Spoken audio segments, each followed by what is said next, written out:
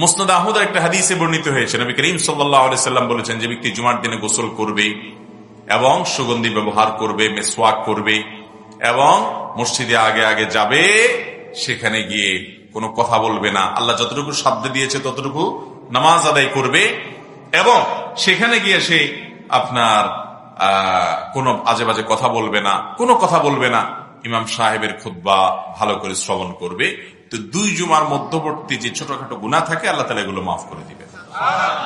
এই জন্য ভাইরা, জুমার দিনের এই হাদিসের 3টি কাজের কথা একসাথে চলে আসছে। আমরা একটা পয়েন্টই বলতেছি, 4 নম্বর আমল হলো জুমার দিন গোসল করা, মেসওয়াক করা এবং সুগন্ধি ব্যবহার করা।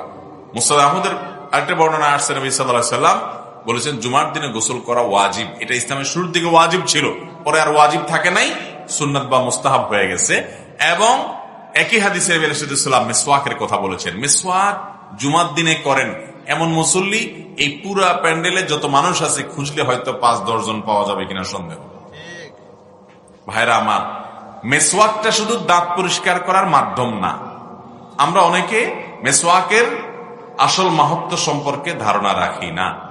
নবী করিম সাল্লাল্লাহু আলাইহি সাল্লাম বলেছেন, লাউলা নাশুক্কা আলা উম্মতি, আমার উম্মতের জন্য কষ্ট হয়ে যাবে এমনটি যদি আমি মনে না করতাম, লা আমারতুহুম বিসওয়াকি ইনদা কুল্লি ওযু ওয়া ফি riwayatin ইনদা কুল্লি সালাহ, তাহলে প্রতি নামাজে, প্রতি ওযুতে আমি আমার উম্মতের সবাইকে মেসওয়াক করাটাকে বাধ্যতামূলক করে দিতাম।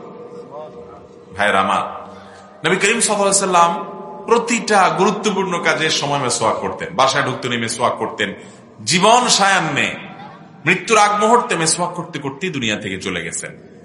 এবং ভাইরা আমার, এই মেসওয়াকের ঘর্ষণ দাঁতের সাথে এটা ঈমান বৃদ্ধি করে। এটা কি বৃদ্ধি করে? ঈমান বৃদ্ধি করে। আমরা অনেকে মনে করি আমার কাছে তো অনেক দামি ব্র্যান্ডের ব্রাশ আছে, আমার কাছে তো অনেক দামি ব্র্যান্ডের আপনার পেস্ট আছে, আমি আবার মেসওয়াক করবো কেন? মেসওয়াক তো গরিব মানুষ করবে যার ব্রাশ নাই। ভুল ধারণা। আপনার ব্রাশ আছে, ব্রাশ ব্যবহার করেন, কিন্তু মেসওয়াক এটা ভিন্ন ইবাদত। এটার সাথে ঈমানের অনেক গভীর সম্পর্ক আছে, আমাদের দাঁতের নার্ভের সাথে ব্রেইনের সূক্ষ্ম সম্পর্ক আছে। এটা মেসওয়াকের ঘর্ষণের ফলে ঈমান তাজা হয়, ঈমান বাড়ে। এই জন্য নবী আলাইহিস সালাম জুমার দিন বিশেষভাবে মেসওয়াকের নির্দেশ দিয়েছেন। চেষ্টা করবো না ইনশাআল্লাহ?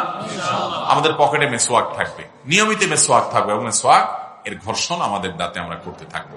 তাহলে এটা হলো 4 নম্বর আমল, গোসল করা, সুগন্ধি লাগানো এবং মেসওয়াক।